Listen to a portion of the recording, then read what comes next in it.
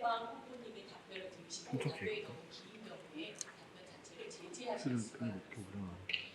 상호 비방의 분위기가 흐르거나 질의가 아닌 본인의 의견을 피력 또는 답변의 형식을 들어서 타인을 비난하는 등의 경우에는 사회자의 권한으로 토론을 중지하도록 하겠습니다. 기호 순서대로 기호 1번 최종용 후보님부터 질의하시고 기호 2번 송환철 후보님께서 답변하시면 되겠습니다. 저희가 지금 대학 발전에서 가장 중요한 현안 중에 하나가 의과대학 유치를 생각이 듭니다. 송환철 후보님께서는 목포대학 의과대학 유치를 위해서 어떤 방향으로 접근하는 것이 가장 적합하다고 생각하시는지? 네, 의과대학은 우리가 이 히스토리를 봤더니 목포대학 의과대학을 처음으로 이렇게 정부에서 1990년대 초반이더라고요. 30년 됐습니다. 공식적으로 1992년인데 그래서 우리 그 농어촌을 중심으로 해서 의료 산업시대의 혁수에 따라 순수한 마음에서 건립이 됐었던 거고 그동안 30년 동안 정말 많은 총장님들을 거치면서 정말 건립을 하는데 느닷없이 한 20년 지나가지고 20 저는 한 3개 정도만 준비를 했는데 답변을 시간에 맞춰서 네. 역시는 의과대학 같은 경우에는 좀 생각이니까 좀 말씀해 주시면 될 것 같고 교양대학을 말씀하셨거든요.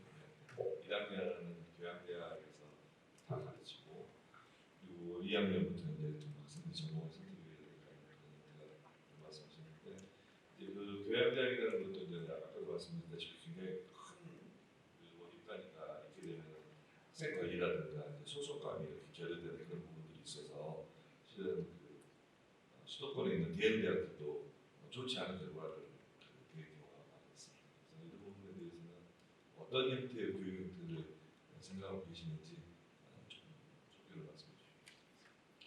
네, 저희가 입시에서 좀 유치원들을 좀 높이기 위해서 할 수 있는 방법이 이제 방역과에서 뽑는 방법이고 그렇게 하려고 하다 보니 여러 1학년들은 이제 공통으로 가르치는 대학들이 좀 수도권 중심으로 좀 많아지고 있는 것 같습니다.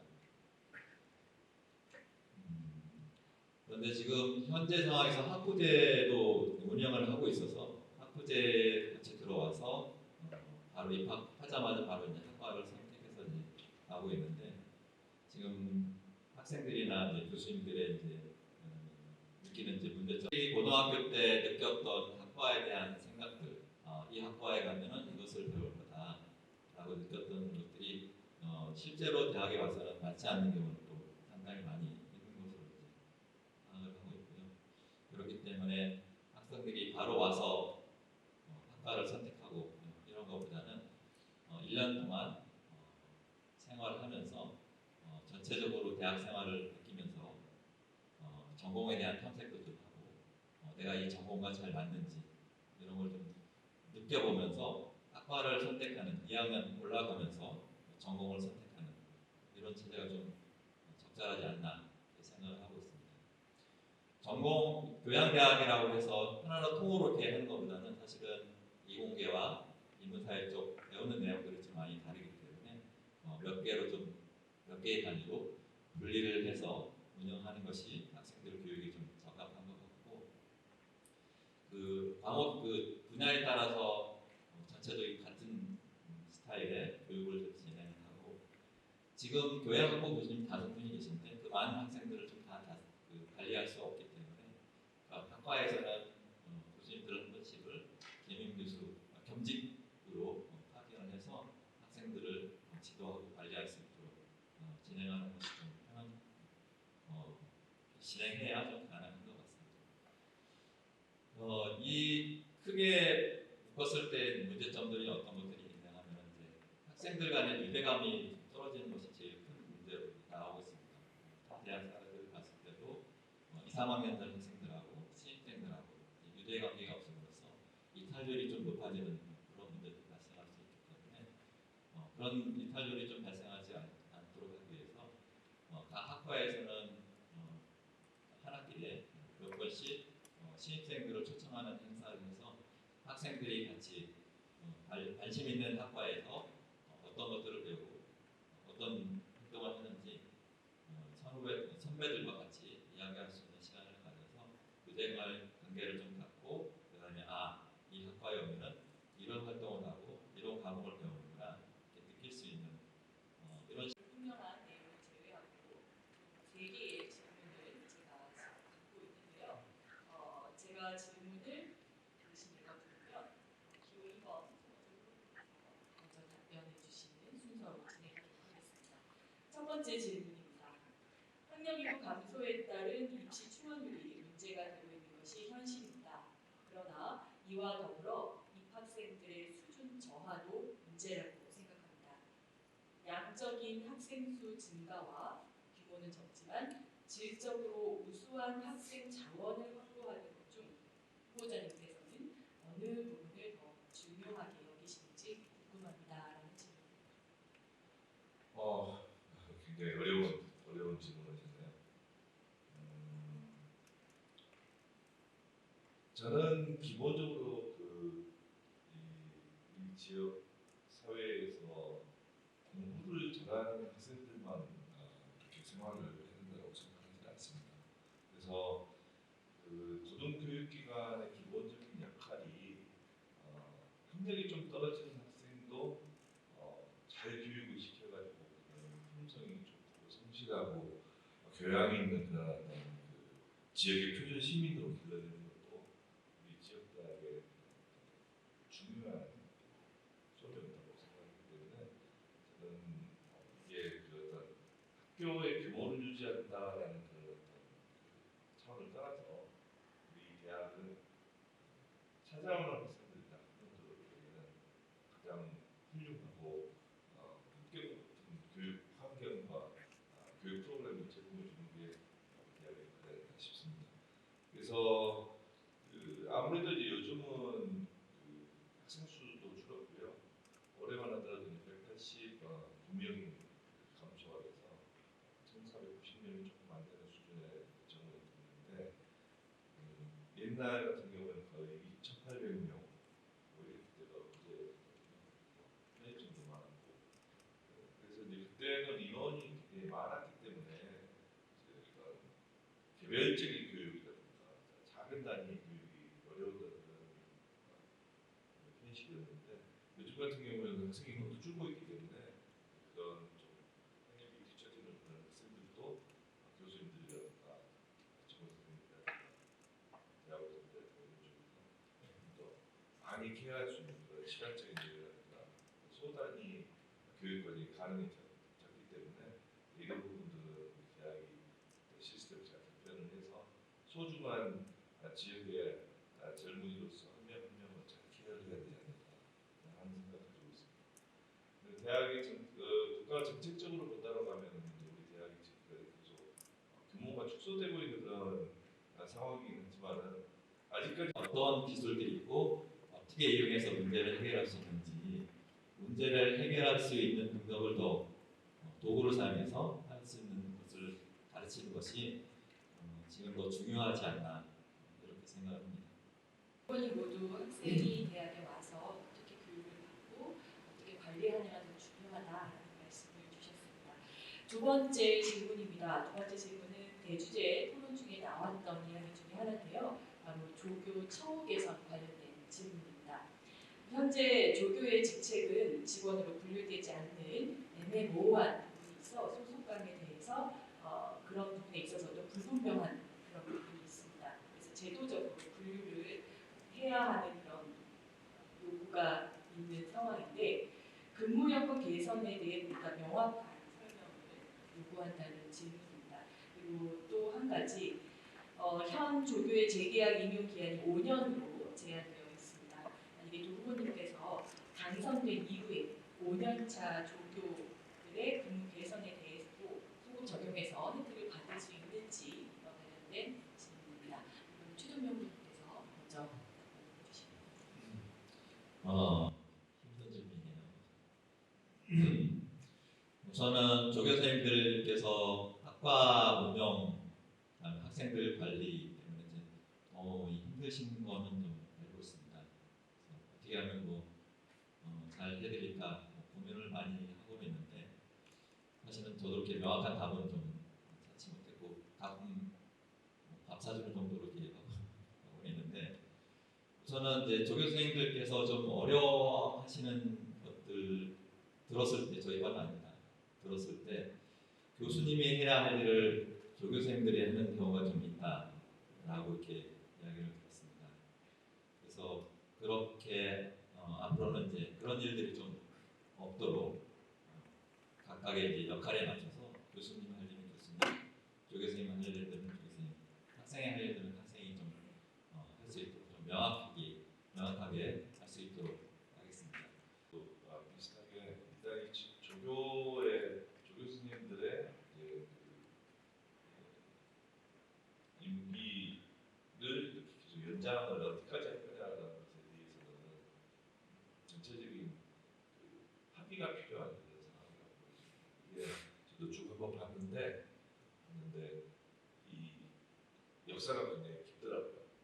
어디서 출발했고 어떤 논의가 되는 거쳐서 그래서 이제 본부에 있는 그 조교수님 같은 경우에는 그런 부분이 어느 정도 풀렸고 아까는 좀 더 제한이 걸리고 그래서 이런 부분들은 제가 하나 그 말씀을 드릴 수 있는 것은 여기서 임기를 갖다 뭐 제한을 풀겠다 뭐 이것을 지금 갖다가 하기 좀 어려운 상황인 것 같고 이 논의를 할 수 있는 그 논의의 장을 마련하겠다라는 부분으로 말씀을 드리도록 하겠습니다.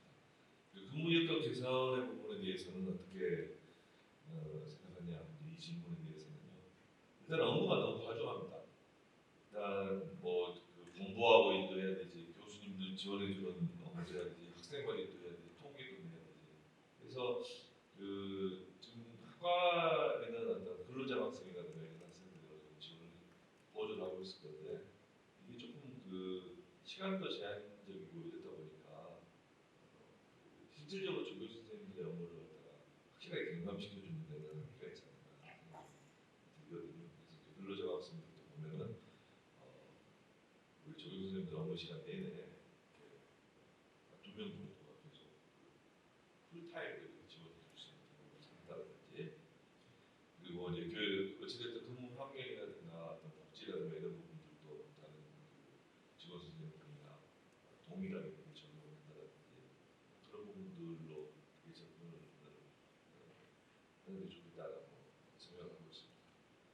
그래서 상당 부분 조금 또 속도 많이 상하시고 있겠지만 논의는 시작을 해보고 그리고 나서 좋은 그 어떤 합의 사항이 되는 게 좋다고 생각하고요. 답변은 이 정도로 마치도록 하겠습니다. 모두 조교 처우 개선에 대해서 현재 문제점이 어떻다라는 부분에 대해서는 동의하시는 것 같고요. 또 이 주제에 대해서는 꾸준한 관심이 필요하다라는 답변이셨습니다. 마지막 질문입니다. 수도권 토론에 잠시 나왔던 주제이기도 한데요. 바로 목포대학교 5개 캠퍼스에 관련된 내용입니다. 목포대학교는 5개의 캠퍼스를 가지고 있습니다. 그러나 지금까지는 매우 홀대받아 왔습니다.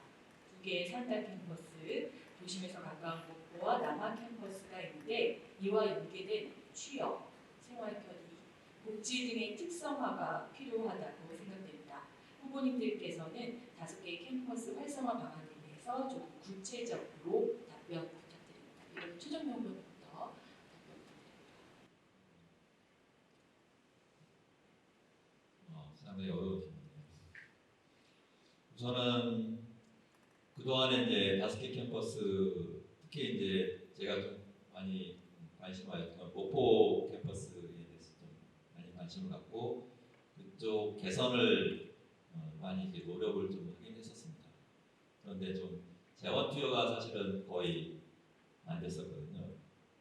그래서 이 각 5개 캠퍼스가 좀 잘 활성화되려고 하면 재원 투여가 좀 적절하게 좀 돼야 되지 않나 이렇게 생각을 합니다.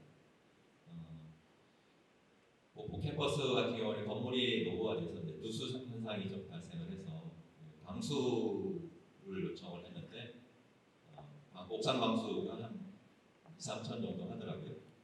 그런데 여러 곳을 통해서 이제 진행을 했었는데 사실은 좀 잘 안 근데 목포 캠퍼스가 위치가 상당히 좋고 지역민들하고 아주 밀접한 관련이 있는 곳이라서 이곳을 활성화하는 노력이 좀 많이 필요합니다. 그래서 재원 투여를 많이 하는 게 첫 번째인 것 같고, 그 다음에 이제 필요한 것은 그곳을 활용하는 목적에 따라서 이제 활용을 해야 되겠습니다. 지금 목포 캠퍼스 같은 경우는 도서문화연구원 기관 하나 있고, 나머지는 사업단들이 있는데 거의 사용을 안 하고 있는 상태거든요. 도서문화연구원도 거의 사용을 안 하고 있는 상태고, 그거를 차라리 지역 주민들한테 여러 가지 형태로 이제 개방을 하고 널리 활용할 수 있도록 하면 좋겠는데 지금 그렇지 않았고, 앞으로는 좀 재원 투자를 해서 많은 프로그램들이 이곳에서 진행될 수 있도록 노력을 하겠습니다. 남학 캠퍼스는 뭐 활발하게 좀 활용이 되고 있어서 문제가 없는 것 같고, 대불과 나주 캠퍼스 같은 경우에는 주로 수업 용도로 좀 활용이 되고 있습니다. 그래서 현재 수업 용도로 활용되고 있는 프로그램 공간들을 다른 용도로 좀 활용할 수 있도록 이것도 좀 더 여러 가지 사업단을 유치한다든가. 이유는 이제 그 입지가 너무 좋기 때문에 뒤에 웬만한 건물로만 지을 수 있는 거 있는데, 남학 캠퍼스는 이제 앞으로도 어떤 그 지역의 헤드쿼터 역할로, 만약에 우리가 저기 그 순천대나 고양대나 그런 쪽하고 통합을 하게 된다면 가장 유력한 그 대학 본부 위치가 그쪽이 돼야 되지 않을까 생각이 드는데, 그래서 남학 캠퍼스는 뭐 크게 걱정은 안 해도 저는 분명히 되고 있다고 생각합니다. 문제는 이제 그 산학 캠퍼스인데, 산학 캠퍼스는 원래 이제 산업부에서 기업과, 그러니까 대학이 조금이라도 거리가 멀게 되면 이제 기업체의 접근성이 떨어지기 때문에 그 산업단지 내에 대학이 들어가서 여러 가지 지원 활동을 하고, 학생들도 이제 기업체하고 연계된 여러 가지 프로젝트가 있거든요. 지금 어려운 상황이지만 지금 대학의 여건이라든가 그런 영향을 보면 저는 이 대학이 누구도 넘지 못하는 그런 강점을 가지고 있다고 생각합니다. 비록 이제 그 입학자원이라든가 이런 쪽 같은 경우는 그 부분에 대해서 안 좋은 여건이 있지만 교수님들의 어떤 역량이라든가 그런 부분들이 이런 부분들은 어느 대학 못지않게 문화권에서 그냥 우수한 그런 대학이라고 생각하고, 그런 성과들이 실질적으로 나와서 순천대라든가 대학에서 전남대조차도 앞으로의 그 기획 능력과 사업 수행 능력을 벤치마킹. 그래서 그런 어떤 그 포텐셜을 가지고 있기 때문에 우리 구성원들이 조금 더 이렇게 방심하지 않고 잘 끌어내서 컨센서스를 이루어서 이렇게 된다라면 앞으로도 우리가 이렇게 잘 극복하고 역량 있는 대학으로서 전국에서 자기 길이 있을 것 같다 생각이 있고, 그동안에 우리가 숱한 위기를 겪어왔습니다만 우리 원고대학교는 그냥 굉장히 어려운 상황까지 내몰리지 않고 만든 것은 그런 컨센서스를 이루는 전통이 있어서 생각합니다. 그래서 뭐 지금부터 좀 어려운 시기를 갖다가 내년을 거쳐야 되겠지만은, 제가 이렇게 쭉 질문을 해봤더니 우리 학생들은 국민들 중에서 시험을